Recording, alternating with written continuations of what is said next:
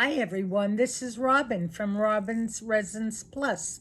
I decided to bring in dowsing pendulums. This one is amethyst, and if you could see, it's really beautiful.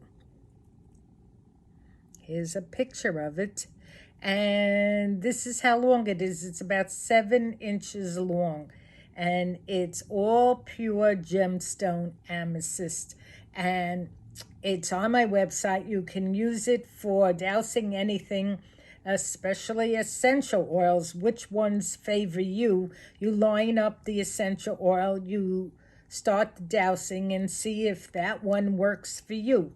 I also got them in tiger's eye, and they're all different shades, so each one is a little different.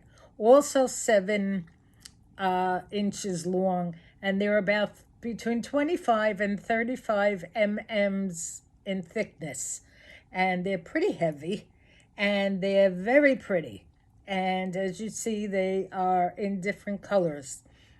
You should be, I already charged them. I charged them with my charging cellulite stick that I sell, and but you could charge it with sage also that I sell, and they're absolutely beautiful. I'm taking 2 of them for myself, and so I'm selling 8. There'll be 8 each. So grab it while you can, and once they go, I will get some more.